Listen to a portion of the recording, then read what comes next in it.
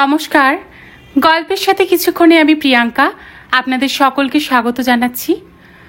আমি পাঠ করছি শ্রীমতী সুচিত্রা ভট্টাচার্যের একটি অসামান্য উপন্যাস নীল ঘূর্ণি। গল্প পাঠ শুরু করার আগে আপনাদের কাছে একটা অনুরোধ, যদি গল্প পাঠ ভালো লাগে তাহলে গল্পটাকে একটা লাইক করে দেবেন, আর যদি সম্ভব হয় তাহলে ফ্রেন্ডস আর ফ্যামিলির সাথে একটু শেয়ার করে নেবেন। চ্যানেলে যদি আজ নতুন এসে থাকেন তাহলে প্লিজ চ্যানেলটাকে সাবস্ক্রাইব করে নেবেন, আর পাশে যে বেল আইকনটি আছে তার অল নোটিফিকেশনটা কিন্তু অন করতে ভুলবেন না। আসুন তাহলে আজ আমরা নীল ঘূর্ণি উপন্যাসের 10ম পর্বটি শুনে নিই।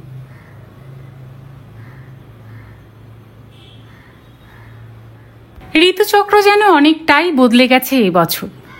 জ্যৈষ্ঠ প্রায় পড়তে চলল, অথচ এখনো একটাও কালবৈশাখীর দেখা নেই। বৈশাখ মাসে বাতাস বেশ শুকনো থাকে, রোদের তাপ গা ঝলসে দেয় বটে, কিন্তু সন্ধে হলেই ভারী মনোরম এক হাওয়া বয়। এই শহরের নিজস্ব হাওয়া, গঙ্গা নদীর গন্ধ মাখা। এবছর সবই কেমন উল্টো পাল্টা। কোথায় গেল ধুলোর ঝড়, কোথায় বা সেই বাতাস, সব যেন নিরুদ্দেশে চলে গেছে। এখন 24 ঘন্টায় উৎকট গরম, থমথমে প্যাচপ্যাচে ভ্যাত ভ্যাতে। পাখার নিচেও স্বস্তি নেই, ঘাম হচ্ছে অবিরল। বাতাসে এত আর্দ্রতা, অথচ আকাশ ঝকঝকে নীল। এ যেন বৈশাখ নয়, এ যেন নির্মেষ ভাদ্র। বদল ঘটে গেছে বোধিসত্ত্বরও অনেকটাই, অন্তত দৈতার চোখে। যে মানুষটা কদিন আগে বিদেশে পাড়ি দিয়েছিল সেও আত্মমগ্ন ছিল বটে, তার কিছুটা পরিচয় দৈতা আগেও পেয়েছে। কিন্তু বার্লিন প্রত্যাবর্ত বোধিসত্ত্ব মজুমদার তার যেন অন্য কিছু। নিজের অস্তিত্বের বাইরে গোটা বিশ্ব সম্পর্কেই সে যেন অচেতন। এখন ভীষণ বইকুনো হয়ে গেছে বোধিসত্ত্ব। নিজের গবেষণার বাইরে আর কোনো কিছুতেই সে এখন আগ্রহী নয়। আগ্রহ নেই দৈতাতেও, বিন্দু মাত্র না। আজকাল দৈতার সঙ্গে দিনান্তে একটা কথাও হয় কিনা সন্দেহ। বড়জোর খাওয়ার টেবিলে 2-4টে ছেঁড়া ছেঁড়া সংলাপ। আশ্চর্য, দৈতার শরীরও যেন আর টানে না বোধিসত্ত্বকে। আগে পড়াশোনার সময় দৈতা পাশে গিয়ে দাঁড়ালে বোধিসত্ত্ব কাছে টেনে নিত দৈতাকে, নিজের কাজকর্ম সম্পর্কে বোঝাতো। সঙ্গে সঙ্গে চলতো লঘু শরীরী খেলা। চুমু খাচ্ছে, তারকার নোভা থেকে সুপার নোভা হওয়ার কারণ বিশ্লেষণ করছে, হাত ঘুরে বেড়াচ্ছে দৈতার দেহে, কাল্পনিক কালের অস্তিত্ব বোঝাচ্ছে। উফ, সে কি অসহ্য পুলক। দৈতার শরীর যেন লক্ষ্য শ্বেতার হয়ে বেজে উঠছে। মাঝে তো মাত্র কটা দিন গেছে, এখন যেন পড়ার ঘরে দৈতার উপস্থিতিটাও টের পায় না বোধিসত্ত্ব। গভীর রাতে যখন বিছানায় এসে শোয় তখন যেন পোড়া কাঠ। দৈতা বেশ কয়েকবার নিজে থেকে এগিয়েছে, নির্লজ্জ হয়েছে, তবু জাগাতে পারেনি বোধিসত্ত্বকে। মাত্র কয়েকদিনই দৈতা পুরনো হয়ে গেল, নাকি দৈতার সন্তান হবে এই সংবাদটাই নিরুত্তাপ করে দিয়েছে বোধিসত্ত্বকে, কিংবা দৈতা সন্তান নষ্ট করবে না জেনে ক্ষুব্ধ হয়েছে বোধিসত্ত্ব। দৈতা কোনোটাই পুরোপুরি মানতে পারে না, মানতে ইচ্ছা করছে না দৈতার। মাত্র মাসেই বোধিসত্ত্বর কাছে দৈতার সব রহস্য খুঁজে গেছে, এও কি সম্ভব?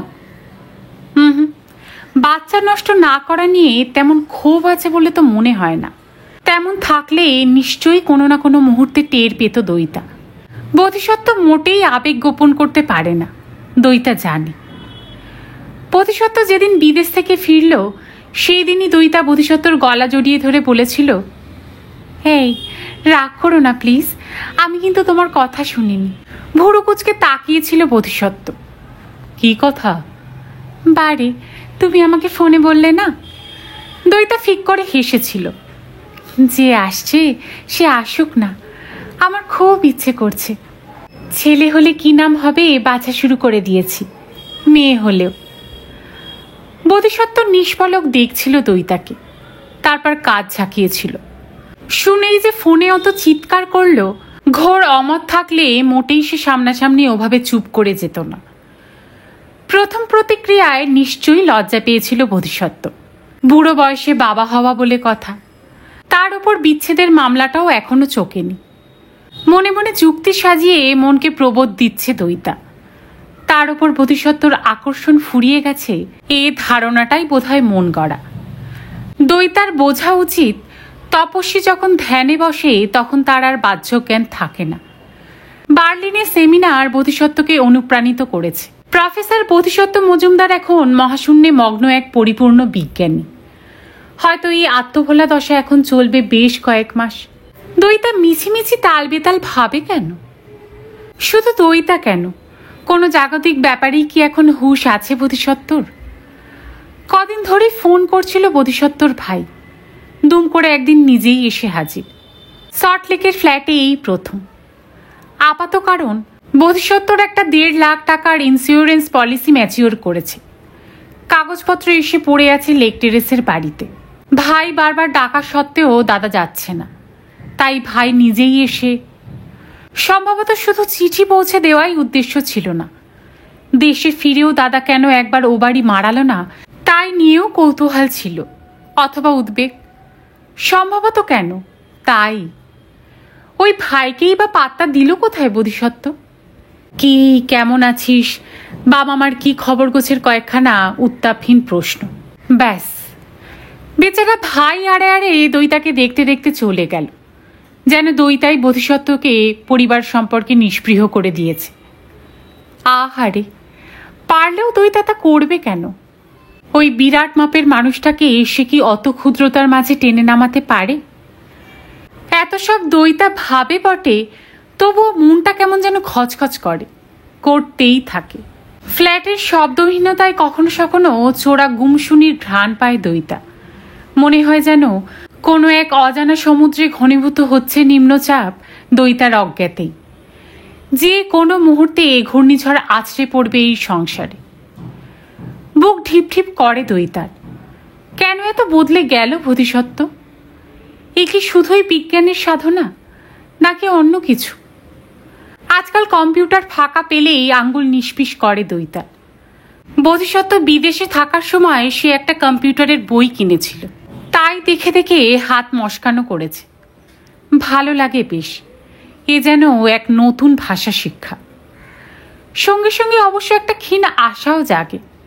গুচ্ছের চাকরির দরখাস্ত ছেড়েছে, কোথায় কখন এই সামান্য জ্ঞানটুকু কাজে লেগে যায়। আজ কম্পিউটারের ইঁদুরকে ওঠানামা করাতে করাতে দইতা বারবার আনমনা হয়ে পড়ছিল। কদিন ধরে শরীরটা খুব খারাপ যাচ্ছে, গা গোলানো ভাব বেড়ে গেছে ভীষণ। একটু কিছু খেলেই হড়হড় করে বমি। একবার ডাক্তারের কাছে যাবে কি? কথাটা মনে হতেই কে যেন বুকের ভেতর বেহালার ঝড় টেনে দিয়ে গেল। বোধিসত্ত্বরই তো এ সময় দইতাকে ডাক্তারের কাছে নিয়ে যাওয়া উচিত নয় কি? কিন্তু সে এক অলীক সম্ভাবনা। দইতা বাঁচল কি মরল, সুস্থ না অসুস্থ, খেয়ালই করে না বোধিসত্ত্ব। আজও খাওয়ার টেবিলে বই মুখে করে বসেছিল বোধিসত্ত্ব।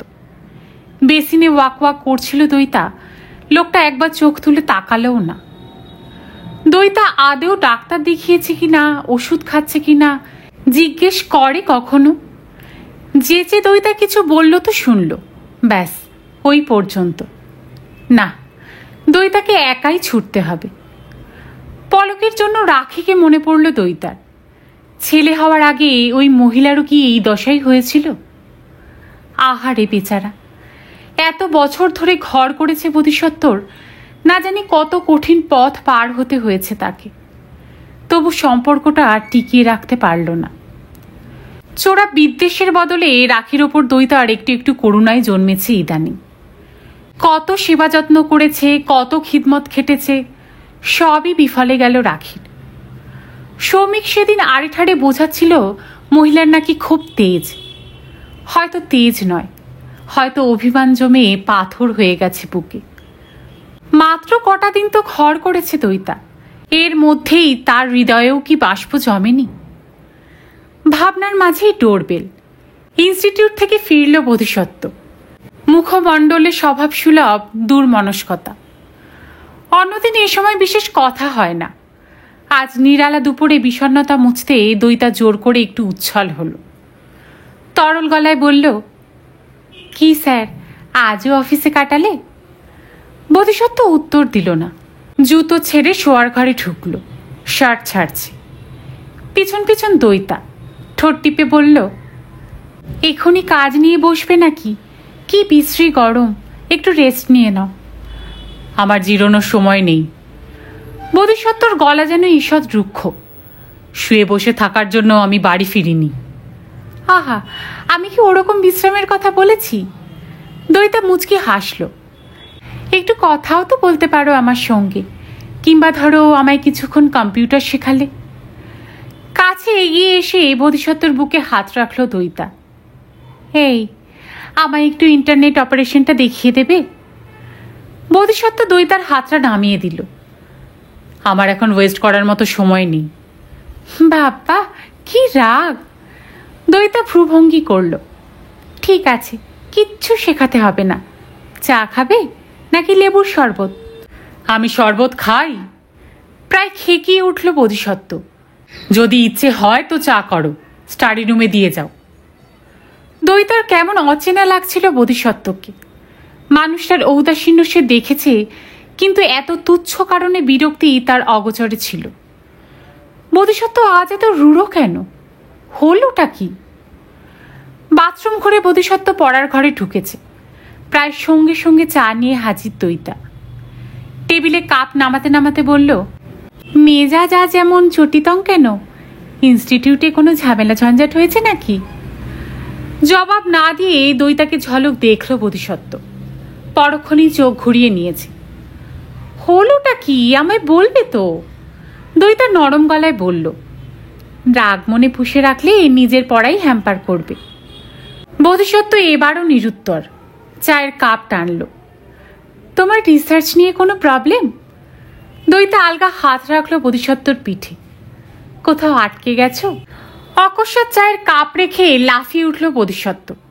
হনহনিয়ে শোয়ার ঘর থেকে নিয়ে এসেছে একটা সাদা উইন্ডো খাম। টেবিলে আছড়ে ফেলে বলল, এটা কি জানতে পারি? কি ওটা? দইতা অবাক। কিছুই বুঝতে পারছো না? বোধিসত্ত্বর স্বর বেশ চড়া। খাম খুলে চিঠিটায় চোখ বুলিয়ে এই খুশিতে চলকে উঠেছে দইতা। হোমা, এ তো অ্যাপয়েন্টমেন্ট লেটার! কি কাণ্ড, চাকরিটা হয়ে গেছে! বলেই বোধিসত্ত্বর দিকে তাকালো। পড়তে চেষ্টা করলো বোধিসত্ত্বকে। মিটিমিটি হেসে বলল, ও, আগে থেকে তোমায় কিছু জানায়নি বলে? কবে ইন্টারভিউটা দিয়েছি জানো? তুমি ফেরার আগে, গত মাসের 27 তারিখে। চাকরিটা যে আদৌ হবে আমি কি ভেবেছিলাম? চাকরির চেষ্টা করছো তাও তো কখনো বলনি। এই, বাজে বলো না। সেদিন খাওয়ার টেবিলেই তো কথা হচ্ছিল। সে তো কথার ছলে কথা। একটা চাকরি পেলে বেশ হয়, একা একা বাড়িতে বসে থাকতে ভালো লাগে না। তা বলে যে তুমি সিরিয়াসলি চেষ্টা করছো? দইতা একটু আহত বোধ করলো। ভার গলায় বলল, অত বলা বলির কি আছে? সত্যিই তো আমি একা। আমার তো একটা কিছু ইনভলভমেন্ট লাগবেই। আমার নিজস্ব জগৎ, নিজের জানালা। সংসার পড়ে থাকবে আর তুমি চাকরি করতে বেরিয়ে যাবে? তুমি এই কথা ভাবলে কি করে? সংসার তো সংসারের মতোই চলবে। এখানে আমার কি আছে করার? নেই? অফকোর্স নেই। রান্নাবান্না আমি করে রেখেই বেরোবো, নইলে লোক রেখে দেব। বলতে বলতে অজান্তেই চোখ বড় হয়ে যাচ্ছিল দইতা। সত্যি সত্যি তুমি চাও না আমি চাকরি করি? মেয়েদের চাকরি করা তুমি পছন্দ করো না? বোধিসত্ত্ব একটুক্ষণ চুপ, তারপর নিরস্বরে বলল, দেখো দইতা, আমি পিউরিটান নই, আমি প্র্যাগমাটিক। যে ফ্যামিলিতে মেয়েদের চাকরির প্রয়োজন আছে সেখানে মেয়েরা চাকরি করুক, তাতে আমি কিছু খারাপ দেখি না। কিন্তু তোমার তো সেরকম অভাবও নেই, নেসেসিটিও নেই। বরং তোমার ঘরে থাকাটা অনেক বেশি জরুরি। কেন? সবই তোমায় বুঝিয়ে বলতে হবে? তুমি জানো আমি একটা বড় কাজে হাত দিয়েছি। কাজটা আমার পার্সোনাল নয়, পৃথিবীর মানুষের জন্য কাজ। এটা আমার মিশন। ফর দিস পারপাস আমি একজন সর্বক্ষণের সঙ্গী চাই, just to look after me. তুমি নাচতে নাচতে চাকরি করতে বেরিয়ে যাবে আর আমি হাতের কাছে কাজের জিনিস খুঁজে পাবো না? আমি নিজের কাজে চিন্তা করব নাকি সাংসারিক ব্যাপার নিয়ে মাথা খারাপ করব? দইতা ক্রমশ স্তম্ভিত হয়ে যাচ্ছিল। নিজের কানকে বিশ্বাস করতে পারছে না। বোধিসত্ত্ব তাকে কি ভাবে? দেখাশোনা করার লোক? চাকরানি? দেবদাসী? এই প্রথম বোধিসত্ত্বর সামনে কঠিন স্বরে কথা বলল দয়িতা। অর্থাৎ তুমি চাও আমার নিজস্ব কোনো ভুবন থাকবে না, তাই তো? তা কেন? স্বাধীনভাবে তো অন্য কাজও করতে পারো। যেমন ধরো, ওই যে পপুলার সায়েন্স বইটা লিখবো করছি, তুমি বসে বসে সেটার খসড়া করো। কাজটা তোমারও খারাপ লাগবে না। আফটার অল এটাই তোমার লাইন। অর্থাৎ কিনা তোমার গণ্ডি টেনে দেওয়া ঘরেই আমায় থাকতে হবে, তাই তো? বিদ্রুপটা বুঝি পিছলে বোধিসত্ত্বকে। তেতে যাওয়া গলায় বলল, এতে অন্যায়টার কি আছে শুনি? নিশ্চয়ই টিভি কোম্পানির সেলস অফিসারের ট্রেনি হওয়ার জন্য ফিজিক্স নিয়ে এমএসসি পড়নি। বোধিসত্ত্বকে এখন আর আত্মবলা বৈজ্ঞানিক বলে মনে হচ্ছে না, যেন সুচতুর কৌশলী এক অতি সাধারণ পুরুষ। অপযুক্তির সুতোয় বাঁধতে চাইছে দয়িতাকে। দয়িতার ঠোঁটের কোণ বেঁকে গেল। আমি অন্য চাকরি করলে তুমি মেনে নেবে? একটা স্কুলের লিভ ভ্যাকেন্সিতে চাকরি পাওয়ার কথা চলছে। কপালে থাকলে পার্মানেন্ট হয়ে যেতে পারি, সায়েন্স টিচার। পেলে করব? যা ইচ্ছে করো। বোধিসত্ত্ব দাঁতে দাঁত ঘষছে। বিড়বিড় করে বলল, আমার আগেই বোঝা উচিত ছিল। কি বোঝা উচিত ছিল? তুমি কি ভেবেছিলে আমি তোমার রাখির মতো ঘরে বসে দিনরাত জাবর কাটবো? মুখটা পলকে পাংশু হয়ে গেল বোধিসত্ত্বর। প্রায় তক্ষুনি চেঁচিয়ে উঠেছে হঠাৎ, তুমি থামবে? তুমি যাবে এখান থেকে? Will you please leave me alone? তোমার যা প্রাণ চায় তাই করো তুমি। আমি তোমাকে আর কিছু বলবো না, ঠিক আছে? কয়েক সেকেন্ড হতবুদ্ধির মতো দাঁড়িয়ে থেকে পায়ে পায়ে বেরিয়ে এলো দয়িতা। মাথা ঝাঁঝা করছে। শোয়ার ঘরে এসে বিছানায় গড়িয়ে পড়ল। থিতু করতে চাইছেন নিজেকে। ছি ছি, বোধিসত্ত্বর সঙ্গে এই আচরণের কোনো অর্থ হয়? যে লোক চিরকাল সেবা পেতে অভ্যস্ত, দুম করে বউয়ের চাকরি পাওয়া কি সে সহজে মেনে নিতে পারে, অন্তত এই বয়সে? আশ্চর্য, দয়িতা তো নিজেই বোধিসত্ত্বর ছায়ায় থাকতে চেয়েছিল। অথচ আজ যখন বোধিসত্ত্ব তাকে পুরোপুরি নিজের অধিকারে রাখতে চায়, তখন দয়িতা ছটফট করে কেন? তাছাড়া শরীরের এখন যা অবস্থা, এক্ষুনি চাকরি নিলে কদিন করতে পারবে তার ঠিক নেই। তবে কেন মিছিমিছি ঝগড়াটাই বা করল? দুম করে রাখির কথা তুলে নিজেকে কি ছোট করল না দয়িতা? সারাটা বিকেল, সারাটা সন্ধে ঠিক ঠিক অনুশোচনার আগুনে পুড়ল দয়িতা। বোধিসত্ত্ব পড়ার ঘরেই রয়েছে। মাঝে মাঝে পর্দার ফাঁক দিয়ে তাকে দেখছিল দয়িতা, ঠিক যেমনভাবে লুকিয়ে লুকিয়ে দেখত ক্যাম্পাস টাউনের লাইব্রেরিতে কর্মরত বোধিসত্ত্বকে। রাতের জন্য অপেক্ষা করছিল দয়িতা, ঠিক যেমন একা একা প্রতীক্ষায় থাকত বোধিসত্ত্বর। চা দিচ্ছে বোধিসত্ত্বকে, কফি দিচ্ছে, রান্না সেরে রাতে খেতে ডাকলো। সবই রুটিন মতো। কিন্তু বোধিসত্ত্বর দিকে সরাসরি চোখ তুলে তাকাতে পারছিল না দয়িতা। যেন সে বোধিসত্ত্বর সহবাসে অভ্যস্ত রমণী নয়, যেন সে সেই ক্যাম্পাস টাউনের ছাত্রী দয়িতা। বোধিসত্ত্বর চোখে চোখ পড়লে যার বুক থরথর। এই ফ্ল্যাটের আলোগুলো বড় বেশি প্রখর আজ। দয়িতার বড্ড নার্ভাস লাগছিল। মাঝরাত পার করে বোধিসত্ত্ব বিছানায় এলো। তখনও দয়িতা জেগে। চরাচর নিঝুম হয়ে গেছে। লবণ হ্রদের এদিকটায় প্রচুর গাছগাছালি। মাঝে মাঝে রাতচরা পাখির ডাক শোনা যায়। দয়িতা চোখ বুজে পাখির চকিত ডাক শুনছিল। পাশে শুয়ে এপাশ ওপাশ করছে বোধিসত্ত্ব, হয়তো গরমে, হয়তো বা কোনো জটিল চিন্তায়। অন্ধকারে বোধিসত্ত্বর ঘনিষ্ঠ হলো দয়িতা। গাঢ় স্বরে বলল, ঘুম আসছে না। বোধিসত্ত্ব মৃদু স্বরে কি যেন বলল, দয়িতা বুঝতে পারল না। ফের বলল, আমি তোমায় খুব হার্ট করেছি, তাই না? I am sorry. বোধিসত্ত্বর নাকে নাক ঘষল দয়িতা।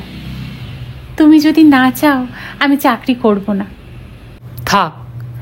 বোধিসত্ত্ব একটু যেন সরে গেল। আমার চাওয়া না চাওয়ার কতটুকু তুমি মানো? বারে, আমি তোমার কোন কথা মানি না? আমি বলে তোমার মোস্ট ওবিডিয়েন্ট স্টুডেন্ট। দয়িতা খিলখিল হেসে উঠল। জড়িয়ে ধরেছে বোধিসত্ত্বকে, তরুলতা হয়ে মহিরুহুকে। ফিসফিস করে বলল, আমায় একটু আদর করো, আমায় একটু আদর করো। বোধিসত্ত্ব ছাড়ালো না নিজেকে। দয়িতার গায়েও হাত রাখল না। শীতল স্বরে বলল, শোনো দইতা, তোমাকে কতগুলো কথা বলি। আগেও অনেকবার বলেছি, আবারও বলছি। আমি তোমার থেকে বয়সে অনেক বড়। আমি কোনোভাবেই তোমার ম্যাচ নই। তুমি আমার ওপর হঠাৎ দুর্বল হয়ে পড়লে। যা সব কাণ্ড কারখানা শুরু করলে তাকে প্রায় পাগলামিই বলা যায়। কথা নেই, বার্তা নেই, আমাকে কিছু জিজ্ঞাসাও করলে না। দুম করে বাড়িঘর ছেড়ে চলে এলে আমার কাছে থাকবে বলে। অর্থাৎ সম্পর্কটা গড়ে উঠেছিল প্রায় একতরফাই। তাই এই সম্পর্ক টিকিয়ে রাখার ক্ষেত্রে তোমার অনেক দায়িত্ব আছে। সম্পর্কটা শুধুই একতরফা ছিল? দইতার হাত শিথিল হয়ে গেল। তুমি আমায় ভালোবাসোনি? হ্যাঁ, উইকনেস আমারও ছিল, আমি তা অস্বীকার করছি না। ইনফ্যাক্ট আমি তার মূল্যও চুকিয়েছি। ওখানে আমার গবেষণা কত স্মুথলি এগোচ্ছিল। অত দিনের পুরনো পরিবেশ ছেড়ে আমি এক কথায় চলে এসেছি তোমার জন্য। জানো, তুমি আমার কাছে আছো বলে যখন চারদিকে ছিচিকার পড়ে গেছে, তখন ভাইস চ্যান্সেলর আমায় ডেকে কী বলেছিলেন? বলেছিলেন, ডক্টর মজুমদার, আপনার নামে উড়ো কমপ্লেন আসছে। বুঝতেই তো পারছেন, মরাল টার্পিচিউডের কেস। একটা এনকোয়ারি করার কথা উঠছে। এখন আপনি যদি শুধু একটা রিটেন দেন যে মেয়েটি আপনার সঙ্গে বাস করছে সে আপনার আত্মীয়, শুধু পড়াশোনার সুবিধের জন্যই আপনার কাছে রয়েছে, ব্যাস, তাহলেই আমি গোটা ব্যাপারটাকে উড়িয়ে দেব। আপনার মতো প্রফেসরকে আমাদের ইউনিভার্সিটি লুজ করতে চায় না। আপনি প্লিজ। আমি কিন্তু তার কথায় এগ্রি করিনি দইতা। আই টেন্ডার্ড মাই রেজিগনেশন, কারণ মিথ্যাচার আমার স্বভাব নয়। তোমার আমার প্রকৃত সম্পর্কটা আমি অন্য কোনো মোড়কে দেখাতে চাইনি। এখানেও তোমায় নিয়ে কে কী ভাবে আমি কেয়ার করি না। একটুক্ষণ অন্ধকার নীরব, তারপর আবার বোধিসত্ত্বর স্বর ফুটেছে। আত্মগতভাবে বলে উঠল, তোমাকে আমার কাছে রাখবো বলে রাখিকে আমি তাড়িয়ে দিয়েছি, ছেলেকে ত্যাগ করেছি। সে তো আমিও সব ছেড়ে। ও তো তোমার উইমস, খেয়াল। যেমন এখনও তুমি তোমার খেয়াল মতো চলছ। তোমার কাছে আমার ইচ্ছে অনিচ্ছের কোনো মূল্য নেই। তুমি আমায় এত বকছো কেন? চাকরি করতে চাওয়া কি এমন অপরাধ? অপরাধ হবে কেন? ওটা আমাকে ডিফাই করার একটা উদাহরণ। তুমি অত্যন্ত অবুঝ, ইনসেনসিটিভ, ইম্যাচিওর। গোয়ার তুমি করে পেটের বাচ্চাটাকে নষ্ট করছো না। আমার কথা ভেবেছো একবার? আমার তো মনে হয় তুমি বাচ্চাটারও ফিউচার ভাবছো না। তার কী পরিচয় হবে সমাজে, সে কীভাবে অ্যাকসেপ্টেড হবে? দইতা আহত স্বরে বলল, যে আসছে সে আমাদের ভালোবাসার সন্তান। ওসব কেতাবি বলি ছাড়ো, বি প্র্যাকটিক্যাল। এটা ইউরোপ আমেরিকা নয়। রাখির সঙ্গে এখনও আমার ডিভোর্স হয়নি, তাই এক্ষুনি তোমায় আমি বিয়েও করতে পারছি না। যদি এই পিরিয়ডে বাচ্চাটা জন্মায়, ছি ছি ছি, আমার তো একটা মান সম্মান আছে অ্যাট দিস এজ। শুধু তোমার প্রতি আকৃষ্ট হয়েছিলাম বলে আমায় আরও কত হিউমিলিয়েশন সহ্য করতে হবে বলো? তুমি আমায় ফোর্স করছো, ব্ল্যাকমেল করছো। আমি ন্যায়ের পথে থাকতে চাই বলে ওই আনওয়ান্টেড চাইল্ডকে আমায় হজম করতে হবে। এটা কি খুব বাড়াবাড়ি নয়? এবং তারপরও আমি তোমার কাছ থেকে পুরো লয়্যালটি পাবো না যা আমি রাখির কাছে পেতাম। টোটাল ওবিডিয়েন্স, নিঃস্বার্থ কোঅপারেশন। রাখিরও বিদ্যে বুদ্ধি কিছু কম ছিল না, কিন্তু সে আমার বাইরে নিজস্ব জানালা, নিজস্ব ভুবন এসব কিছু খোঁজেনি। অন্ধকারকে গাঢ়তর মনে হচ্ছিল দইতার। বোধিসত্ত্বর স্বর কি অদ্ভুত রকম আবেগহীন। বিজ্ঞানী নয়, এক দোর্দণ্ড প্রতাপ পুরুষ নির্বিকার ভঙ্গিতে জাহির করছে নিজেকে। দইতা আর সহ্য করতে পারছিল না। বুকের মধ্যে দামাল তুফানের দাপাদাপি। দু চোখ ঠিকরে একসঙ্গে বেরিয়ে আসতে চাইছে আগুন আর জল। সরে গেল বোধিসত্ত্বর পাশ থেকে, দেয়ালের দিকে ফিরে শুয়েছে। নিঃশ্বাস পড়ছে ঘন ঘন। তীব্র যন্ত্রণায় দুমড়ে মুচড়ে যাচ্ছে হৃৎপিণ্ড। পিঠে বোধিসত্ত্বর হাত। আমার কথা একটু বোঝো দইতা, একটু রিয়েলাইজ করার চেষ্টা করো। এসো, কাছে এসো। দইতা ছিটকে সরে গেল। তুমি আমায় ছোবে না, একদম ছোবে না। ছেলে মানুষই করো না। বোধিসত্ত্ব বদলে যাচ্ছে দ্রুত। জোড়ো রুগীর মতো তপ্ত হাতে টানছে দইতাকে। ঘর ঘরে গলায় বলল, অনেক বকেছি, এবার পিস, এসো আদর করে দিই। থাক। কেন? ভাল লাগছে না, আমার আদর চাই না। কিন্তু আমার যে চাই। অবিকল কামার্ত বেড়ালের স্বর। গা ঘিন ঘিন করে উঠল দইতার। বাধাও দিল না, এগিয়েও এলো না। নিঃসারে সহ্য করছে যৌন প্রহার। নিবৃত্ত হলো কামনা, ঘুমিয়ে পড়েছে বোধিসত্ত্ব। নীলচে অন্ধকারে দইতা বসে আছে নিঝুম, নিজেকে খুঁড়ছিল। সে আদতে এখন কে? একটা মেয়ে মানুষ, শুধুই একটা শরীর, যার হৃদয় থাকতে নেই, বোধ থাকতে নেই, নিজস্ব কিছু চাওয়া পাওয়া থাকতে নেই। এখন থেকে বুঝি অস্তিত্ব বিলোপের সাধনা শুরু করতে হবে। অজান্তেই দইতার চোয়াল কঠিন হয়ে গেল, দু চোখের মনি জ্বলছে আধারে। আগামী সোমবার থেকে বোধিসত্ত্বদের ইনস্টিটিউটে একটা সিম্পোজিয়াম শুরু হতে চলেছে। বিষয় মিস্ট্রি অব ইউনিভার্স।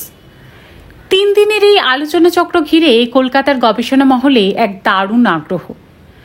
আসছেন বেশ কয়েকজন নামি দামি বিজ্ঞানী। ব্যাঙ্গালোরের প্রফেসর অনন্ত শাস্ত্রী, দিল্লির প্রফেসর নরেন্দ্র মাথুর, এলাহাবাদ বিশ্ববিদ্যালয়ের প্রফেসর হরিহরন। তবে এরা নিতান্তই উপগ্রহ মাত্র। প্রফেসর বোধিসত্ত্ব মজুমদারই এই আলোচনা চক্রের মুখ্য আকর্ষণ। বিদেশে সমাদৃত কৃষ্ণগহ্বরের তত্ত্ব নিয়ে স্বদেশে এই প্রথম তার প্রকাশ্য বক্তৃতা।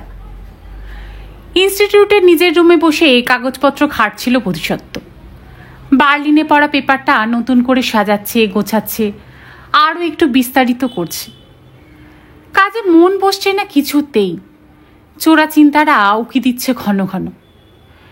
দইতা শেষ পর্যন্ত চাকরিটা নিয়েই নিল, বোধিসত্ত্ব এতবার আপত্তি জানানো সত্ত্বেও। কেন এমন করছে দইতা? কি চায়? বোধিসত্ত্ব কি দইতার চোখে মূল্যহীন হয়ে এসেছে এখন? কিন্তু তাহলে বোধিসত্ত্বর সন্তানকে নষ্ট করলো না কেন দইতা? মানসিক চাপ তৈরি করার জন্য, যাতে দইতাকে তড়িঘড়ি বিয়ে করতে বাধ্য হয় বোধিসত্ত্ব? কোনো অজুহাতেই বোধিসত্ত্ব যাতে সম্পর্কটাকে ছিঁড়তে না পারে, তার জন্য একটা পাকাপাকি বন্ধন তৈরি করতে চায়? বোধিসত্ত্ব তাকে পরিত্যাগ করবে এমন ভাবনাই বা এলো কেন দইতার? এ কি শুধুই নিরাপত্তাহীনতা, নাকি বোধিসত্ত্বকে অবিশ্বাস? দুটো মানুষের মধ্যে বিশ্বাসের ভিত তখনই গড়ে ওঠে যখন দুজনের মধ্যে সত্যিকারের অন্তরঙ্গতা তৈরি হয়। দইতার সঙ্গে কি বোধিসত্ত্বর সেই অন্তরঙ্গতা নেই? যা আছে তবে কি তা শুধুই শরীর, দুটো অসম নারী পুরুষের কামজ আকর্ষণ? বোধিসত্ত্ব নিজেও কি এখনো সহধর্মিণী হিসাবে ভাবতে পারে দইতাকে? বোধিসত্ত্ব মাথা ঝাঁকালো আপন মনে। সিগারেট ধরিয়েছে একটা। চেয়ার ছেড়ে পায়ে পায়ে জানলার কাছে এসে দাঁড়ালো। পেছনে অনেকটা ফাঁকা জমি। গ্রীষ্মের প্রখর তাপে পুড়ছে বন্ধা পৃথিবী। চোখ বুজে ফেলল বোধিসত্ত্ব। মনকে চোখ ঠেরে লাভ নেই। দইতা এখনো তার চোখে সেই ছাত্রীই রয়ে গেছে, অথবা তার পৌঢ় জীবনের দিকে ধেয়ে আসা এক প্রমত্ত যৌবন, সেই স্বপ্নে দেখা ধূমকেতু। সম্পর্কের এই ফাঁকিটা ধরা পড়ে গেছে বলেই কি এত ক্ষেপে গেল দইতা? কিন্তু এর জন্য বোধিসত্ত্বকে প্রতিপদে হেয় করে দইতার কি সুখ? আসতে পারি? বোধিসত্ত্ব চমকে ফিরল। শামীম লহমায় অধ্যাপকের মুখ সেটে নিয়েছে বোধিসত্ত্ব। চেয়ারে এসে বসল। স্মিত মুখে বলল, কখন এলে কলকাতায়? এই তো সকালের ট্রেনে। কদিন থাকবে তো এখন? হ্যাঁ, নেক্সট উইকটা থেকে যাব ভাবছি। সিম্পোজিয়ামটাও অ্যাটেন্ড করব। ঢাকা থেকে আমার আপা আর দুলাভাই এসেছেন ডাক্তার দেখাতে। ওদের সঙ্গে সঙ্গেও একটু থাকতে হবে। শামীম চেয়ার টেনে বসল। আমার পেপারটা পাঠিয়ে দিয়েছি স্যার, ফিজিক্যাল রিভিউতে। গুড, আমার মনে হয় অ্যাকসেপ্টেড হয়ে যাবে। আপনার সঙ্গেও আরও কিছু ডিসকাশন ছিল স্যার। আপনি যে অলিক সময়ের কনসেপ্টটা নিয়ে আপনার পেপারে আলোচনা করেছেন, ওটা নিয়েই। হ্যাঁ বলো। বোধিসত্ত্ব নড়ে চড়ে বসল। ওর ম্যাথামেটিক্যাল অ্যাপ্রোচটা একটু অন্যভাবে করা যায় না স্যার? মানে আমি ভাবছিলাম। টেবিল থেকে কাগজ টেনে নিয়েছে শামীম, খসখস লিখছে। ঝুঁকে দেখল বোধিসত্ত্ব। ছোট্ট একটা মন্তব্য করল। একটুক্ষণ ফুরকুচকে রইল শামীম। আবার মনোযোগী হয়েছে কাগজ কলমে। বেল বাজিয়ে চায়ের অর্ডার দিল বোধিসত্ত্ব। ধীরে ধীরে ডুবছে অনন্ত সময়, অলিক সময়। প্রশ্ন চলছে, উত্তর চলছে, প্রত্যুত্তর চলছে, কখনো গলা চড়ছে, নামছে।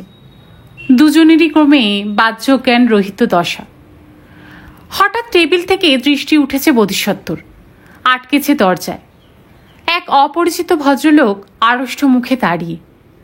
পড়াশোনার মাঝে ছন্দপতন ঘটলে বিরক্ত হয় বোধিসত্ত্ব। তবু স্বভাবসুলভ ভদ্রতা বজায় রেখে জিজ্ঞেস করল, বলুন, কি ব্যাপার? আপনিই তো প্রফেসর মজুমদার, আপনার সঙ্গে একটু দরকার ছিল। ও, বলুন। ভদ্রলোক অস্বস্তি ভরা চোখে শামীমকে দেখল একবার, গলা খাকারি দিয়ে বলল, দরকারটা পার্সোনাল। শামীম ইঙ্গিত বুঝেছে। এক ঝলক ভদ্রলোককে দেখল, একবার বোধিসত্ত্বকে, তারপর উঠে দাঁড়িয়েছে। তাহলে এখন আমি চলি স্যার, কাল ফ্রাইডে, কাল যদি দুপুরের দিকে একবার আসি। চলে এসো, আমি এর মধ্যে তোমার আর্গুমেন্টটা নিয়ে একটু ভাবি। শামীম বেরিয়ে যেতেই ভদ্রলোককে ডাকল বোধিসত্ত্ব, প্লিজ বসুন। বলতে বলতে এই আগন্তুককে জরিপ করে নিয়েছে বোধিসত্ত্ব। মধ্যবয়স্ক, প্রায় তারই সমবয়সী হবে। ঝকঝকে সম্ভ্রান্ত চেহারা, পরনে দামি শার্ট প্যান্ট, মুখের আদল যেন কেমন চেনা চেনা। ঝটিতে মগজের কম্পিউটার হাতড়ালো বোধিসত্ত্ব। আদৌ আগে লোকটাকে দেখেছে কি? ভদ্রলোক বসেছে চেয়ারে, তবে কথা বলছে না। কেমন অদ্ভুত স্থির চোখে দেখছে বোধিসত্ত্বকে। ঈষৎ অস্বস্তি বোধ করল বোধিসত্ত্ব। অজান্তেই সিগারেটের প্যাকেটটা টানল একবার, অজান্তেই সরিয়ে রাখল। খানিক অধৈর্যভাবে বলল, হ্যাঁ বলুন, কি বলতে চান? আপনি আমাকে চিনবেন না, আমার নাম প্রবীর মিত্র। কথাটা বলে একটুক্ষণ থেমে রইল লোকটা। সম্ভবত বোধিসত্ত্বর মুখে কোনো প্রতিক্রিয়া ফোটে কিনা তা দেখার অপেক্ষায়। তারপর কেটে কেটে স্পষ্ট উচ্চারণে বলল, আমি দইতার বাবা। অপ্রত্যাশিত এই চমকের জন্য বিন্দু মাত্র প্রস্তুত ছিল না বোধিসত্ত্ব। আমূল ঝাঁকুনি খেয়েছে। হতচকিত স্বরে বিড়বিড় করে শুধু বলতে পারল, ও আচ্ছা, নমস্কার, বলুন। আপনি কি বলার কিছু রেখেছেন? স্বরটা কি একটু চড়াই উঠেছিল প্রবীরের? অন্তত বোধিসত্ত্ব তো সেই রকমই মনে হলো। অকস্মাৎ টের পেল কুলকুল ঘামছে। নিজেকে ধমকালো বোধিসত্ত্ব। আশ্চর্য, সে কি দইতার ধরা পড়ে যাওয়া কিশোর প্রেমী? লোকটার সামনে কুঁকড়ে থাকা আর কোনো কারণই নেই। বোধিসত্ত্ব জোর করে গলায় ভারী কি ভাব আনল, আপনার আসার উদ্দেশ্যটা কিন্তু এখনো জানতে পারিনি। হঠাৎ যেন ছায়া ঘনালো প্রবীরের মুখে। ঝুঁকেছে টেবিলে। সামান্য কাতর স্বরে বলল, আমি শুধু আপনার কাছে একটা কথাই জানতে এসেছি প্রফেসর। আপনি এত জ্ঞানী মানুষ হয়েও আমার মেয়েটারই সর্বনাশ করলেন কেন? আপনার ল্যাঙ্গুয়েজটা কিন্তু আপত্তিকর মিস্টার মিত্র। বোধিসত্ত্ব চেয়ারে হেলান দিল, স্বর আরও গম্ভীর। আমি সজ্ঞানে আপনার মেয়ের কোনো ক্ষতি করিনি। আপনার মেয়ে স্ত্রীর মর্যাদায় আমার সঙ্গে বাস করছে। স্ত্রীর মর্যাদায়, কিন্তু স্ত্রী হয়ে নয়। এটা একটা টেম্পোরারি অ্যারেঞ্জমেন্ট। আমার সঙ্গে আমার স্ত্রীর ডিভোর্সটা হয়ে গেলে উই উইল গেট ম্যারিড। বোধিসত্ত্ব খানিকটা বক্তৃতার ঢং আনলো গলায়। শুনুন মিস্টার মিত্র, আপনার সোশ্যাল স্ট্যাটাস সম্পর্কে আমার কোনো পরিষ্কার ধারণা নেই। দইতা আমাকে কখনো সেভাবে কিছু বলেওনি। আমিও জিজ্ঞাসা করার প্রয়োজন মনে করিনি। After all, it's a relation between a man and a woman. তাদের পরিবারের পরিজনরা কখনোই সম্পর্কের ব্যাপারে বিচার্য নয়। তবু আমি মোটামুটি অনুমান করে নিতে পারি, যেহেতু আপনি দইতার বাবা, আপনি একজন শিক্ষিত স্বচ্ছ মনের মানুষ। আপনি নিশ্চয়ই বুঝতে পারছেন আমাদের এই একত্র বসবাস এমন কিছু গর্হিত অপরাধ নয়, এবং বাই ফোর্সও কিছু ঘটেনি, এবং আপনার মেয়ে মাইনরও নয়। তবু সমাজের কিছু নিয়ম আছে, ঠুনকো নিয়ম, আমি মানি না। বোধিসত্ত্ব মনে মনে যুক্তিগুলো সাজাতে পেরে স্বস্তি বোধ করছিল। সিগারেট ধরালো একটা। কাঠিটা অ্যাশট্রেতে গুঁজতে গুঁজতে বলল, আরও নিখুঁতভাবে বলতে গেলে আমরা দুজনেই মানি না। শুনেছি আপনার একটি ছেলে আছে, আমার মেয়েরই প্রায় বয়সী, অর্থাৎ আমার মেয়ে আপনার কন্যা সম। এর থেকেও অনেক বেশি বয়সের ডিফারেন্সে পৃথিবীতে প্রচুর বিয়ে হয়েছে এবং তার মধ্যে প্রচুর হ্যাপি ম্যারেজও আছে। শেষ কথাটা বলতে গিয়ে বুঝি একটু গলাটা কেঁপে গেল বোধিসত্ত্বর। আবার গলা কঠিন করে বলল, তাছাড়া আমি তো বয়স গোপন করিনি। আপনার মেয়ে সব জেনে শুনেই এই লোকটাকে পছন্দ করেছে। প্রবীর 2-1 সেকেন্ড চুপ, তারপর বলল, জানতাম আপনি এই কথাগুলোই বলবেন। ইনফ্যাক্ট এই জন্যেই আমি আগে আপনার কাছে আসিনি। আজ কেন যে, আফটার অল আমি তো মেয়ের বাবা, মেয়েটাকে বুকে করে মানুষ করেছি, আমি তো ভুলতে পারি না। প্রবীরের গলা ধরে এলো। আপনি বুকে হাত দিয়ে বলুন তো প্রফেসর, আপনি ন্যায় কাজ করেছেন?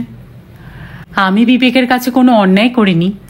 আপনার মেয়ে যেভাবে আমার জন্য পাগল হয়ে উঠেছিল, ওকে ফিরিয়ে দেওয়াটাই অন্যায় হতো। আর অসম বয়সের কোনো মেয়েকে ভালোবাসাটাও অন্যায় নয়। বিবেক? আপনি বিবেক দেখাচ্ছেন? প্রবীর সহসা ফুঁসে উঠেছে। আমার ফ্যামিলিটা যে শর্টার্ড হয়ে গেল তা নিয়ে আপনার বিবেক কিছু বলে? মুনিয়া, দইতাকে নিয়ে কত আশা ছিল আমাদের, স্বপ্ন ছিল, অনলি ফর ইউ। আপনি কি জানেন, শুধু আপনার জন্যই আমার স্ত্রী আজ একজন পার্মানেন্ট হিস্টেরিয়া পেশেন্ট। আমার মেয়েকে নিয়ে চারিদিকে হাসাহাসি হয়, আমি প্রাণপণে কান বন্ধ রাখি। স্টিল আমার মেয়ের পড়াশোনা ঘুচে গেল, কেরিয়ার নষ্ট হয়ে গেল। কোনো কারণে হয়তো আমার মেয়ের আপনার ওপর দুর্বলতা জেগেছিল, তারই সুযোগ নিয়ে আপনি আমার সরল মেয়েটাকে সিডিউস করলেন। আপনার বিবেক কি এসব কিছুই দেখে না? দরজায় টাইপিস্ট ব্রজে এনুকিঝুঁকি দিচ্ছে, পেছনে আর একজন যেন কে। বোধিসত্ত্বর সঙ্গে চোখাচোখি হতেই সরে গেল। বোধিসত্ত্ব দপ করে জ্বলে উঠল। আপনি কি আমার বিবেক জাগাতে এসেছেন? আমারও তো স্পর্ধা কোথায়। আপনি দেশ বরেণ্য ব্যক্তি, কিংবা বলতে পারেন জগৎ বরেণ্য। আপনাদের বিবেকও অন্য ধাতুর।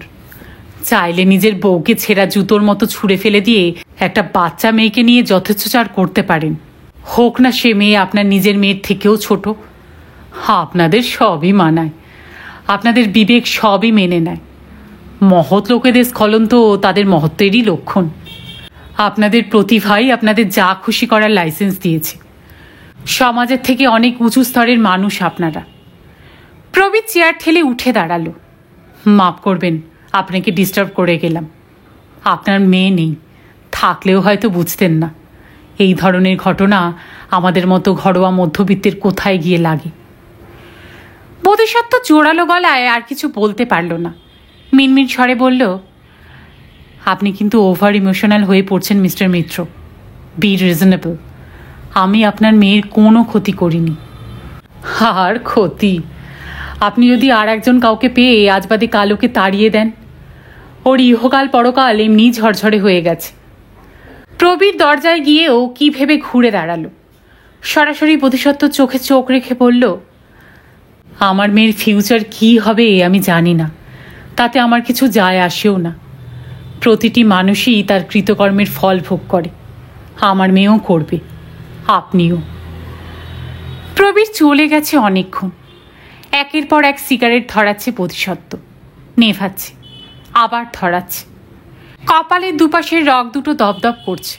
মস্তিষ্কের কোষে অসহ্য জ্বালা, তীব্র অপমান বিষ্ঠার মতো লেগে আছে গোটা গায়ে।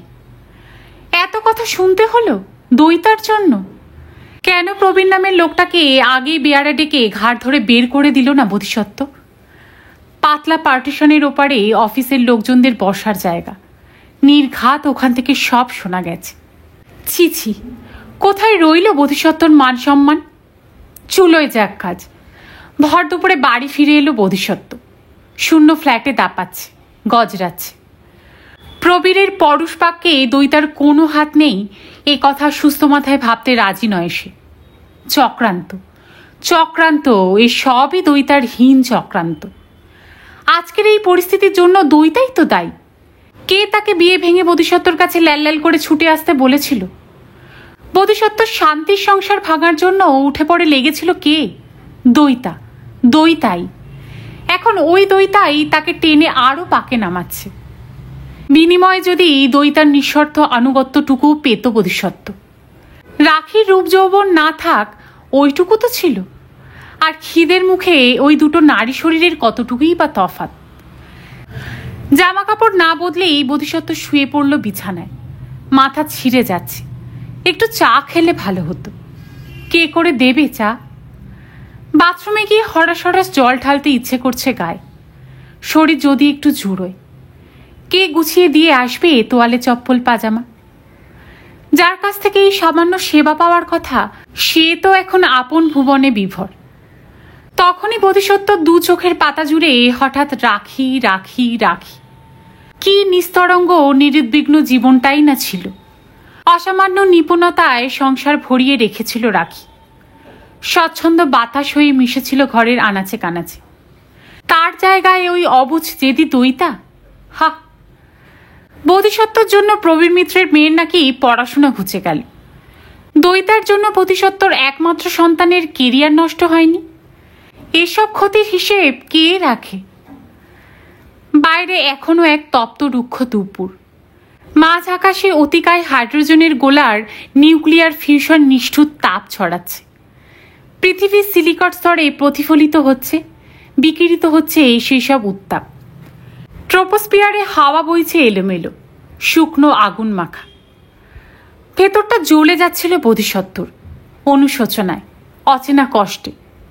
ছটফট করতে করতে উঠে পড়ল। ফ্ল্যাট বন্ধ করে নিচে নেমে এসেছে। কার স্পেসে ঝিমোচ্ছে গাড়ি। বাড়ি পৌঁছেই ড্রাইভারকে ছেড়ে দিয়েছিল। নিজেরও স্টিয়ারিং ধরতে ইচ্ছে করছে না। হনহনিয়ে কম্পাউন্ডের বাইরে এসে বোধিসত্ত্ব দাঁড়ালো ক্ষণে। দ্বিধা সংকোচ কাটিয়ে বিজন রাস্তা থেকে একটা ট্যাক্সি ধরেছে। ভিআইপি রোডে ছুটছে ট্যাক্সি, বারাসাতের পথে। সচেতন মন্থর পায়ে সিঁড়ি দিয়ে নামলো রাখি। একতলায় বৈঠকখানায় ঢোকার মুখে এক পলক বুঝি থেমেছিল। পর মুহূর্তে নিজেকে শক্ত করে নিয়ে চৌকাঠ ডিঙোল। ভাবলেশীন স্বরে বলল, তুমি হঠাৎ? বৈঠকখানার জানালা এখন সব বন্ধ। ছায়া ছায়া ঘরে সোফায় বসে সিগারেট খাচ্ছিল বোধিসত্ত্ব, মাথা ঝুঁকিয়ে। ধর্মড়িয়ে মুখ তুলেছে। জ্বলন্ত সিগারেট নিভিয়ে দিয়ে ঘরে ঘরে গলায় বলল, এলাম। শুধু এই শব্দটুকু শোনার জন্য কত যুগ অপেক্ষা করেছে রাখি। তবু এই শব্দটা এই মুহূর্তে তেমন যেন অভিঘাত সৃষ্টি করতে পারল না। বরং কেমন কেজো শোনালো। রাখির কানের ফুল, নাকি রাখির মন পাথর হয়ে গেছে? বোধিসত্ত্ব দেখছে রাখিকে। আধো অন্ধকারে চাহনিটিকে পরিষ্কার পড়তে পারছিল না রাখি। ওই দৃষ্টি এড়াতেই বুঝি জানালা খুলে দিয়ে এলো একটা। আলো বাড়ল সামান্য, স্বস্তিও বাড়ল একটু। তাই স্বাভাবিক স্বরেই রাখি বলল, অফিস থেকে আসছো? হ্যাঁ, মানে বাড়ি থেকে। চা খাবে? থাক, তোমায় কষ্ট করতে হবে না।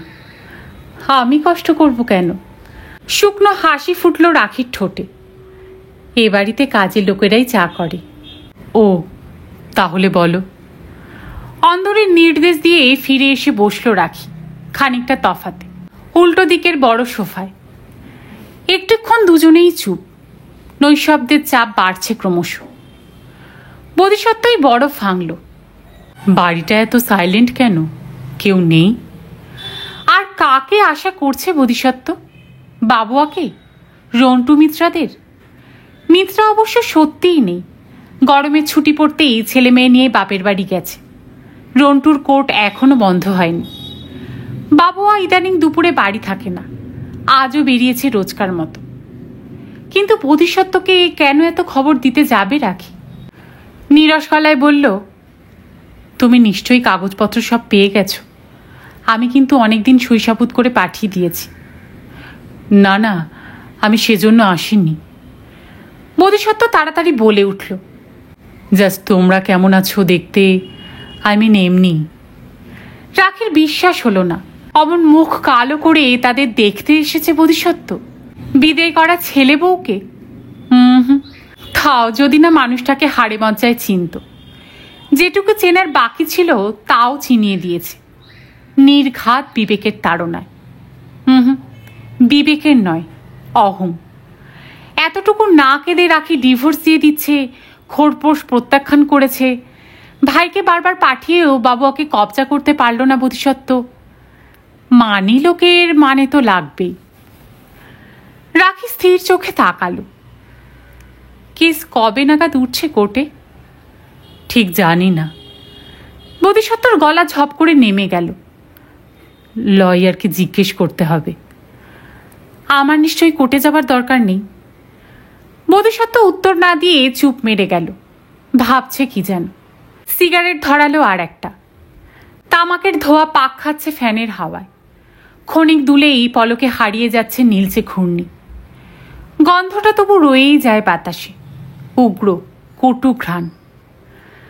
হঠাৎই বোধিসত্ত্ব বলে উঠল, একটা কথা জিজ্ঞেস করব? রাখির ভুরু জড়ো হলো। তুমি কি এখনো আমার ওপর? রাখির ভুরুর ভাঁজ আরো ঘন হলো। বিশ্বাস করো, তখনকার পরিস্থিতির ওপর আমার কোনো কন্ট্রোল ছিল না। রাদার আমি নিজেই পরিস্থিতির শিকার। আমি কখনো তোমাকে অপমান করতে চাইনি। আমি চেয়েছিলাম ব্যাপারটার একটা সম্মানজনক সমাধান হোক, উইদাউট হার্টিং এনিওয়ান। কি বলতে চায় বোধিসত্ত্ব? দুজন মেয়ে মানুষকে নিয়ে একসঙ্গে ঘর করার ইচ্ছে ছিল নাকি? রাখি সেটা বাধ্য স্ত্রীর মতো মেনে নিলে সম্মানজনক সমাধান হয়ে যেত। ইটকাট পাথরের মতো রাখি জীবনযাপন করেছে ঠিকই, কিন্তু সত্যি সত্যি সে তো ইটকাট পাথর নয়। বোধিসত্ত্ব কি ভুলে গেছে সেই রাতে রাখিকে সে কি কি কথা বলেছিল? রাখি সোজাসুজি তাকালো। হঠাৎ এইসব কথা উঠছে কেন? ওঠা উচিত নয়, আমি জানি। বোধিসত্ত্ব বড় করে শ্বাস ফেলল। যাগ্গে ছাড়ো। তুমি এখন কেমন আছো? কেমন থাকবো বলে তুমি আশা করেছিলে? সহসা বুক মুচড়ে ওঠা কান্নাটা হাসি হয়ে ঠিকরে এলো রাখির গলায়। ভালো আছি, খুব ভালো আছি। রন্টু আমায় মাথায় করে রেখেছে। হ্যাঁ, রন্টু তো তোমায় খুব রেসপেক্ট করে। রাখি মনে মনে বলল, করেই তো। রন্টু তো চেয়েছিল কোর্টে দাঁড়িয়ে তোমায় লেজে গোবরে করতে। নেহাত এই বয়সের লোক হাসাতে চায়নি বলেই না রন্টুকে জোর করে আটকেছি। চা এসে গেছে, সঙ্গে হালকা জলখাবার, ফ্রেঞ্চ টোস্ট, সন্দেশ। রাখি সেই রকমই বলে এসেছিল ভেতরে। বোধিসত্ত্ব আমতা করে বলল, এসব আবার কেন? শুধু চা দিলেই তো হতো। এত তিক্ততার মধ্যেও সত্যি কথাটা বেরিয়ে এলো রাখির মুখ থেকে। তোমার খিদে পেয়েছে, আমি মুখ দেখেই বুঝতে পারছি। বুঝি ঈষৎ চমকালো বোধিসত্ত্ব। মাথা নামিয়ে চায়ের কাপ প্লেট তুলে নিয়েছে হাতে। অস্পষ্ট সুরে বলল, ফিউচার নিয়ে কিছু ভেবেছ? কার ফিউচার? তোমার। আপাতত তো এখানেই আছি। বাবু আর একটা চাকরির কথা চলছে। হয়ে গেলে হয়তো তখন বাবু আমায় বাড়ি ভাড়া করে কলকাতায় নিয়ে যাবে। বাবা সত্যিই আর পড়াশোনা করবে না? তুমি ওকে বোঝাও। রাখি সঙ্গে সঙ্গে কথাটা জবাব দিল না। ছেলেকে সে তো কম বোঝায়নি। রন্টু প্রচুর রাগারাগি করছে, কিন্তু বাবুয়া অনর। হয়তো বোধিসত্ত্ব ছেলে বলেই এত একরোখা হয়েছে বাবুয়া। একটু চুপ থেকে রাখি শীতল স্বরে বলল, যে ছেলেকে 21 বছর বয়সে মায়ের দায়িত্ব নিতে হয় তার আর পড়াশোনার বিলাসিতা সাজে না। বোধিসত্ত্বর মুখ লাল হয়ে গেল। এ তো অন্যায় জেদ। তোমরা দুজনেই তোমাদের গোঁ ধরে থাকবে? থাক, ন্যায় অন্যায়ের কথা তোমার মুখে নয় নাই শুনলাম। রাখির ঠোঁট বেঁকে গেল। আমাদের মতো সামান্য মানুষদের নিয়ে চিন্তা করছো কেন? তোমার কথা বলো, আছো কেমন? বোধিসত্ত্ব নীরব হয়ে গেল। বেশ খানিকক্ষণ পর মাথা নাড়ছে দুদিকে। জানি না। সে কি? রাখির দৃষ্টি তীক্ষ্ণ হলো। এর মধ্যে ইন্টেলেক্টের খিদে মিটে গেল। বোধিসত্ত্ব অসহায় মুখে তাকালো। তুমি এখন টিজ করবে, আমি জানি। সত্যি আমি কি করব বুঝতে পারছি না। I need your suggestion. আমার? রাখি প্রচণ্ড অবাক। ক্ষোভ অপমান ছাপিয়ে কৌতূহল জাগছে। বোধিসত্ত্বর কি তবে চোখ ফুটল? রাখির কাছে ফিরতে চায়। বুকে ঢেকির পাড় পড়ছে, তবু যথাসম্ভব স্বর নির্লিপ্ত রেখে বলল, কি হয়েছে? আমার সমস্যাটা একমাত্র তুমিই বুঝতে পারবে। ও এত ছেলে মানুষ, ম্যাচিউরিটি আসেনি, সাংসারিক সেন্সও সেভাবে গ্রো করেনি। আমি যে ওকে নিয়ে এখন কি করি জানো? এর মধ্যে আবারও প্রেগন্যান্ট হয়ে বসে আছে। কতবার করে বললাম নষ্ট করে দাও, এত অ্যাডামেন্ট মেয়ে। রাখি সম্পূর্ণ বোবা হয়ে গেল। এই মানুষটা দেবতা না দানব? অসংকোচে ওই কথা সে তার সামনে উচ্চারণ করে কি করে? সহসা যেন মনশ্চক্ষে দইতাকে দেখতে পেল রাখি। এই মুহূর্তে আর ঈর্ষা নয়, কেমন যেন করুণা জাগছে মেয়েটার ওপর। ওই মেয়েটার কাছেও আপন ভোলা বৈজ্ঞানিক আত্মসর্বস্ব ক্রূর রূপটা ধরা পড়ে গেছে মাত্র কমাসের মধ্যেই। বেচারা। রাখি ভার গলায় বলল, কেন বাচ্চা নষ্ট করবে? শুধু প্রেম করেই দায়িত্ব খালাস হয়ে যাবে তোমার? কিন্তু এই বয়সে, তাছাড়া তুমি তো জানো ওসব ঝামেলা টামেলা আমার পোষায় না। আমার হাতে এখন কত কাজ, so many things to do. বলি কপচিও না। রাখির গলা চড়ে গেল। সত্যি করে বলো তো, তুমি কি চাও? তুমি কি এক্সপেক্ট করছো? আমি মেয়েটাকে গিয়ে বোঝাবো যাতে বাচ্চাটাকে নষ্ট করে ফেলে? আশ্চর্য। বোধিসত্ত্বর মুখ কেমন করুণ হয়ে গেছে। ফ্যাসফ্যাসে গলায় বলল, না মানে আমি সত্যিই খুব অশান্তির মধ্যে আছি। এ তো তোমারই টেকে আনা অশান্তি। নিজের পাতা ফাঁদে নিজেই পড়েছ। এখন আকুপাকু করলে চলবে কেন? খানিকক্ষণ পাথরের মতো বসে থেকে ধীরে ধীরে উঠে দাঁড়ালো বোধিসত্ত্ব। জীবন্ত দীর্ঘশ্বাসের মতো হাঁটছে। দরজার কাছে গিয়ে দাঁড়ালো। নিচু গলায় বলল, আমি কি মাঝে মাঝে তোমার কাছে আসতে পারি রাখি? তুমি যেমন খুশি বিহেভ করো, যত খুশি অপমান করো, তবুও না, কখনো না। আমার ছেলে যাকে ঘৃণা করে এমন মানুষের আমি মুখ দেখতে চাই না। বোধিসত্ত্ব ঘাড় নিচু করে বেরিয়ে যাচ্ছে। কি রুগ্ন লাগছে লোকটাকে। 7 বুড়োর 1 বুড়ো বলে মনে হচ্ছে। এত চেহারা খারাপ হয়ে গেল কেন? মেয়েটা কি একটুও যত্ন আত্তি করে না? হাউ হাউ করে কেঁদে ফেলল রাখি। বোধিসত্ত্বর ঘর ছাড়ার পর এই প্রথম মানুষটাকে প্রাণ ভরে কথা শোনানোর সুপ্ত বাসনা চরিতার্থ হয়েছে আজ। তবু হৃদয়ে এতটুকু জয়ের উল্লাস নেই। জমে থাকা রাগ, অভিমান, যন্ত্রণা গলে গলে পড়ছে 2 চোখ বেয়ে। এখনো বোধিসত্ত্ব এই পৃথিবীতে তাকেই একমাত্র আপন ভাবে। শুধু তার কাছে এই মনের কথা বলতে ছুটে আসে। কেন কেন কেন? এক গাঢ় অবসন্নতা গ্রাস করে ফেলছিল বোধিসত্ত্বকে। বারাসাত থেকে ফিরে কিছুক্ষণ মরার মতো শুয়েছিল বিছানায়। তারপর উঠে স্টাডি রুমে ঢুকেছে। সামনে নিথর কম্পিউটার, বই কাগজের স্তূপ। বসে আছে তো বসেই আছে, দৃষ্টি শূন্য, মগজ ফাঁকা। বয়ে যাচ্ছে সময়। দইতা ফিরল অফিস থেকে। ঘরের কাজকর্ম সারছে। রান্না বান্না করলো, কালো কফি দিয়ে গেল বোধিসত্ত্বকে। কথাও বলল টুকটাক। কিন্তু বোধিসত্ত্ব যেন বোধিসত্ত্বতে নেই আজ। দইতার কথার উত্তরে হুঁ হ্যাঁ করে গেল শুধু। রাত বাড়ছে। নীরবে খাওয়া দাওয়া সারল বোধিসত্ত্ব। ইদানিং দুজনেরই কথাবার্তা কমই হয়।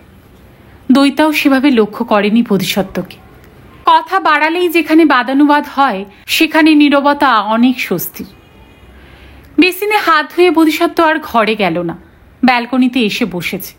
সিগারেট ধরালো। বাতাস এখনো ঠান্ডা হয়নি। ছোট ছোট ঝাপটায় জ্বালা জ্বালা করছে গা। দূরে বাড়িঘরের আলোর দিকে তাকিয়ে আছে বোধিসত্ত্ব। অনেকটা নিচু দিয়ে একটা প্লেন উড়ে গেল।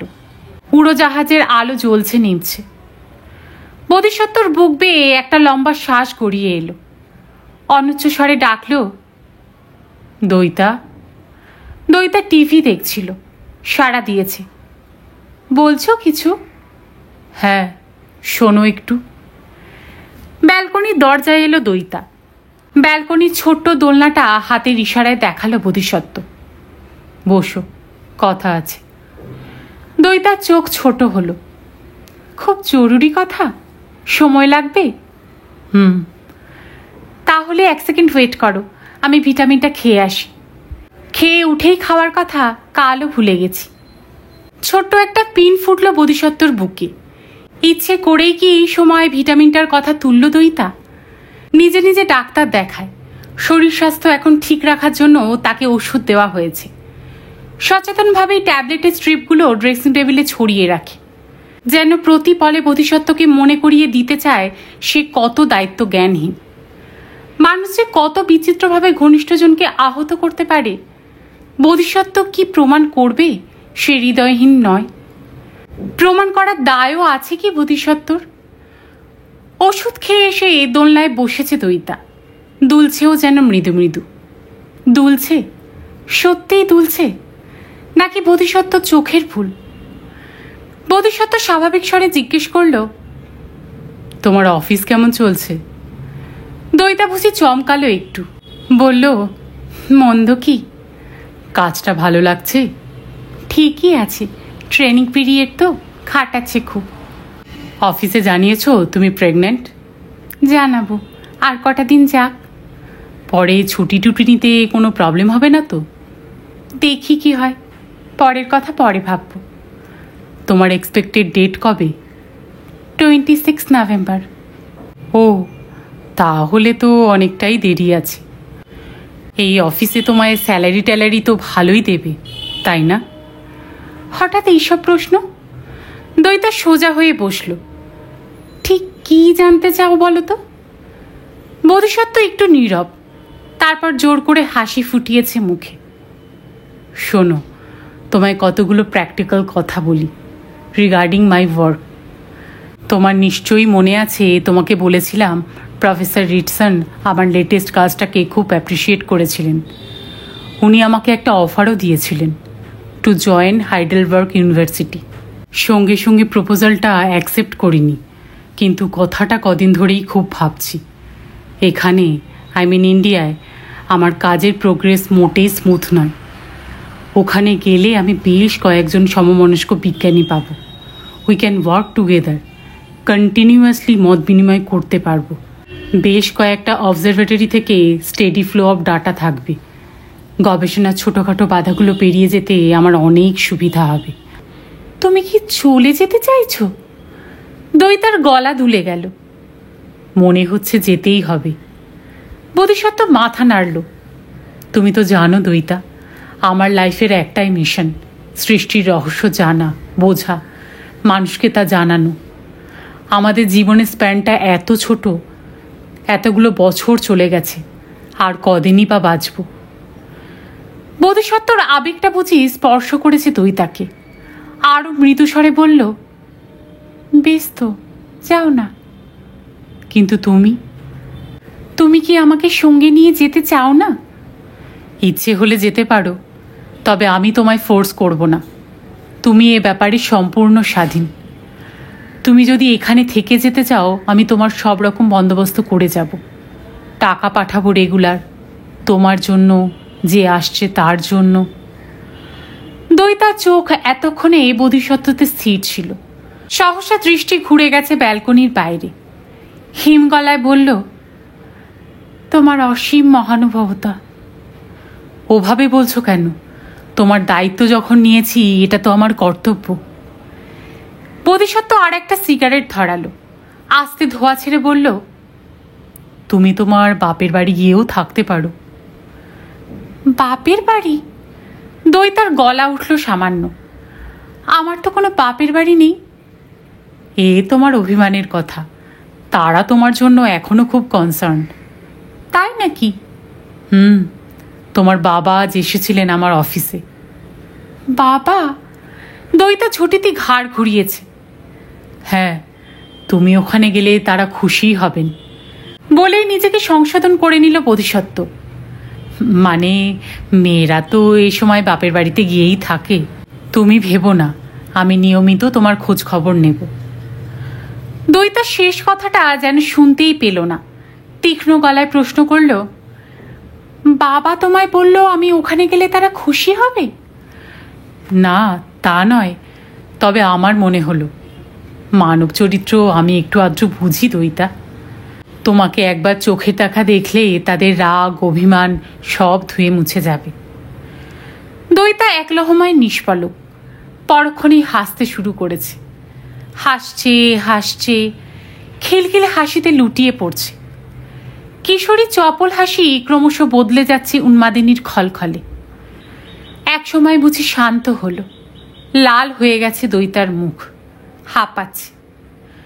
দম নিতে নিতে বলল, একটা কথার জবাব দিতে পারো? তোমার এখনো ডিভোর্স না হওয়া বউ তোমাকে এত বছর ধরে সহ্য করেছিল কি করে? বাক্যটা শীষের গুলির মতো কানে বিঁধে গেল বোধিসত্ত্বর। কি তীব্র মর্মভীতি দৃষ্টি হানছে দইতা, যেন লেজার বিম দিয়ে পুড়িয়ে দিচ্ছে বোধিসত্ত্বর হাড় পাঁজর। ওইটুকুন মেয়ের চোখে চোখ রাখতে পারল না বোধিসত্ত্ব, মাথা নামিয়ে বসে আছে বিমূঢ়। দইতা চলে গেল ঘরে, ঈষৎ স্খলিত পায়। একটু পরে ক্ষীণ একটা শব্দ কানে এলো বোধিসত্ত্বর। কাঁদছে কি দইতা? উঠে দেখতে এই বোধিসত্ত্বর সাহস হলো না। মধ্যরাত গড়িয়ে গেছে বহুক্ষণ, হাওয়া বইছে মৃদু মৃদু। পৃথিবী এখন অনেক শীতল, চাঁদ উঠেছিল ডুবে গেছে। লবণ হ্রদের পথবাতিরা ঝিমোচ্ছে এখন। নিশাচর পাখিরা ডেকে উঠছে হঠাৎ হঠাৎ অনেকটা দূর থেকে। অন্ধকারে কৃষ্ণচূড়া ফুল জ্বলছিল থিকি থিকি, কালচে আগুনের মতো। বোধিসত্ত্ব স্টাডি রুমে, ইজি চেয়ারে। ভারী চোখের পাতা বন্ধ হয়ে যায় মাঝে মাঝে, চমকে চমকে খুলে যায়। ছেড়ে ছেড়ে তন্দ্রায় ধূমকেতুর স্বপ্নটা আসছে ঘুরে ফিরে। সেই ধূমকেতু যে আছড়ে পড়েছিল নক্ষত্রের গায়ে, কি প্রবল বিস্ফোরণ! তালা লেগে যাচ্ছে কানে, মাথা ঝিমঝিম করছে। ইজি চেয়ার ছেড়ে উঠে দাঁড়ালো বোধিসত্ত্ব। অন্ধকারে হাতড়ে হাতড়ে পায়ে পায়ে বাথরুমে। আলো জ্বালল, মুখ দেখছে আয়নায়। সে তো সেই একই মানুষ আছে। কেন তবে তাকে অন্যরকম ভাবে দইতা? অথবা রাখি, কেন তারা তাকে দেবতা ভেবেছিল? কেনই বা সে এখন দানব তাদের চোখে? সে তো নিছকই এক ইন্দ্রিয়পরায়ণ রিপুতাড়িত সাধারণ মানুষ। তাকে অন্য কিছু কল্পনা করে কেন এরা কষ্ট পায়? বাথরুম থেকে বেরিয়ে শোয়ার ঘরের দরজায় থামল বোধিসত্ত্ব। দরজা ভেজানো, খুলল নিঃশব্দে। নিয়মিত নিঃশ্বাসের শব্দ এক টানা উঠছে পড়ছে। বোধিসত্ত্বকে জাগিয়ে রেখে কি নিশ্চিন্তে ঘুমিয়ে পড়েছে দইতা। আলো জ্বালবে কি বোধিসত্ত্ব? ছিঁড়ে খুঁড়ে দেবে সুখনিদ্রা? ওই যৌবন মুখ ফিরিয়ে নিয়েছে, তবু যদি আর একবার। না, আর নয়। বোধিসত্ত্ব চলেই যাবে, জাগতিক মোহ মায়া ত্যাগ করে নিজস্ব মহাজগতের সন্ধানে। কাজই তার বন্ধন, কাজই তার মুক্তি। এতক্ষণে বুঝি শান্ত হয়েছে চিত্ত। বোধিসত্ত্ব ফিরেছে স্টাডি রুমে, ইজি চেয়ারে শরীর ছেড়ে দিল। অন্ধকারের কণারা পরিব্যাপ্ত হচ্ছে ক্রমশ, ছেয়ে ফেলেছে চরাচর। বোধিসত্ত্বর চোখে ঘুম নামছে, গভীর ঘুম। সকালে একটু দেরি করেই ঘুম ভাঙল বোধিসত্ত্বর। চোখ খুলতেই বুকটা থক করে উঠেছে। ফ্ল্যাটটা এত ভয়ঙ্কর রকমের নিঝুম লাগে কেন? বিদ্যুৎ স্পৃষ্টের মতো ছিটকে ড্রয়িং রুমে বেরিয়ে এলো বোধিসত্ত্ব। শোয়ার ঘরে চোখ চালালো, উকি দিল বাথরুমে, রান্নাঘরে। না, দইতা কোথাও নেই।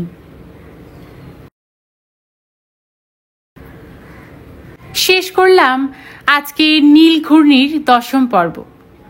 সকলে খুব ভালো থাকবেন। গল্প শোনার জন্য অসংখ্য ধন্যবাদ।